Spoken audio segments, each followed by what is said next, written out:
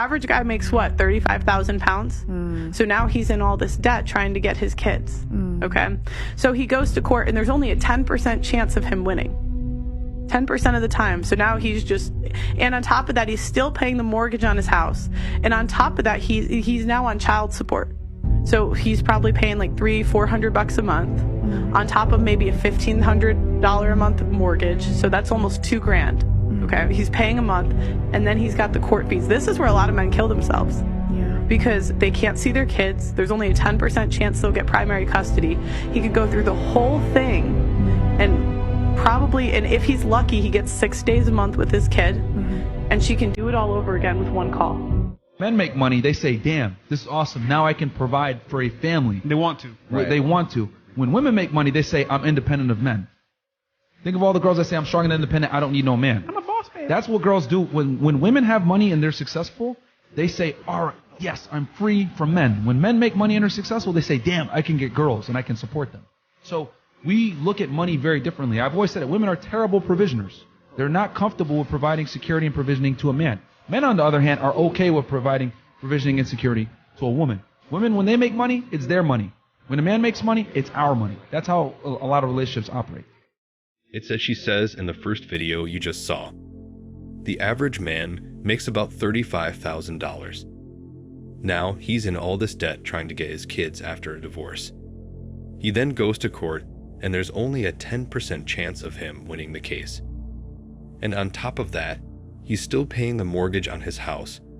And on top of that, he's on child support, which means he's paying anything between $400 to $500 a month on top of a $1,500 a month mortgage.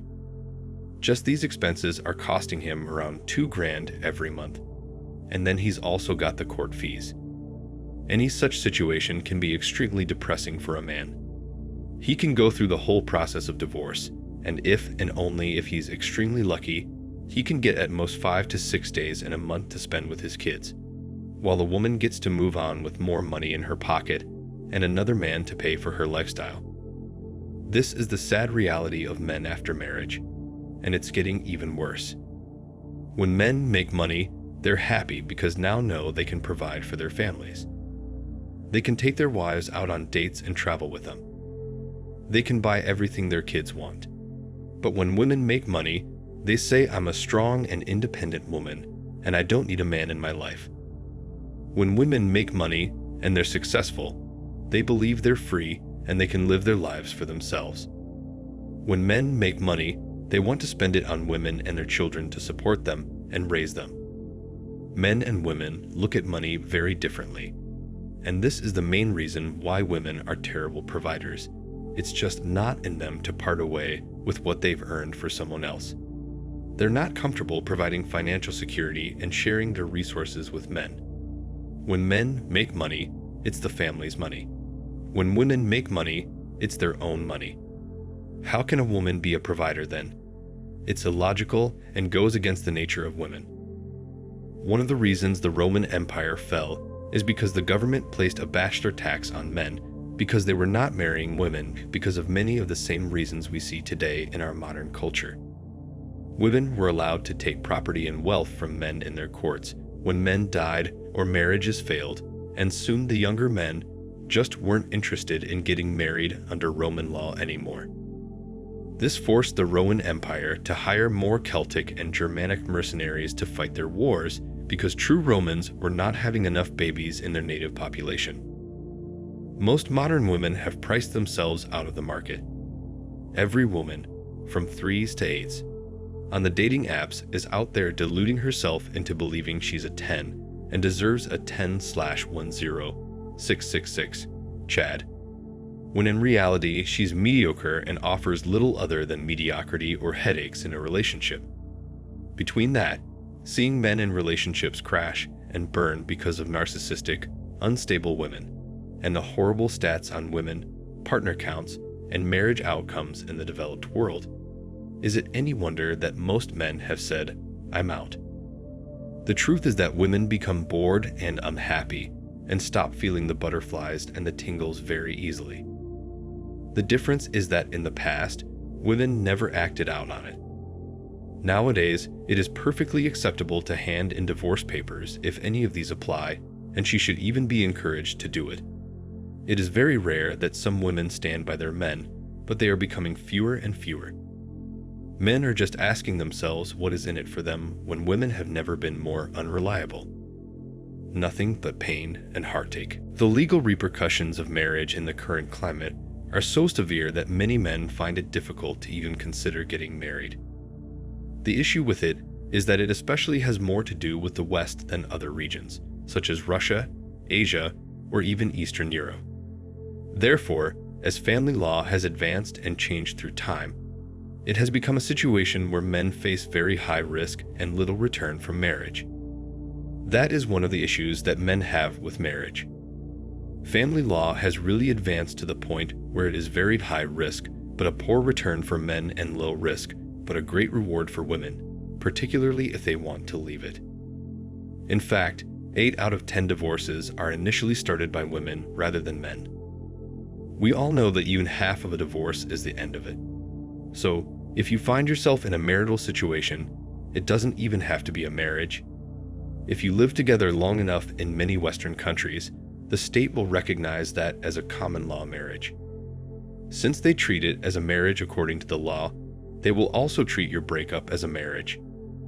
Therefore, it then involves marital assets and child custody agreements that are designed to be beneficial for women. This brings me to the other issue that men raise. Why should I get married when I see so many fathers lose custody of their children? They just end up losing a significant chunk of their paycheck, sending money to their ex-wife, and then seeing how severely their relationship with their own children deteriorates. For a good reason, such women are referred to as divorce machines. I'm not sure whether there is a solution or a method to get around the fact that men are purposefully and strategically avoiding marriage. As several guys have often asked me, how can you satisfy the biological want to pass on your seed? I've kind of touched on this subject from time to time and discussed some other possibilities as well. By nature, men are designed to scatter their seed, while women are designed to basically seek the highest value men who they can intertwine with and use up their resources. Although there are two distinct dynamics, the status of family law is so dismal that it is just not sane from any point of view for a man to live in a situation that the state considers to be a married arrangement. Why would you put yourself in a position where the state might decide what happens to your assets, monthly income, and parental access? In addition, family law is constructed in a way that disincentives women from acting fairly or in the children's best interests. This is also part of the problem. The way family law is established is intended to maximize their hypergamous nature when they divorce. And as you probably already know, women are always seeking stability. They are always seeking upgrades to where they are at. So, men have realized that the game is rigged against them. With marriage, they're taking a huge risk, which includes losing their life savings, their house, their cars, their income, and their self-esteem. And the legal system is crafted in such a way that women are given the benefit at every corner and from every angle, while men are assumed to be the perpetrators of disharmony in the relationship, and hence, they are required to compensate for it by financing women for the rest of their lives. The best thing men can do is focus on self-improvement through education, health, and financial improvement. Stop worrying about women in your late 20s and early 30s. Once you make yourself the priority, everything else will fall into place. As you gain more life experience and maturity, you will be more clear-headed about when and if to settle down with a woman. This is really the best time to be a man because now we can wait and do what's best for ourselves without the pressure to get married at a young age. If you can't find a date in your 20s to early 30s, then that means you have more time to pursue other interests without the obligation to answer to anyone else.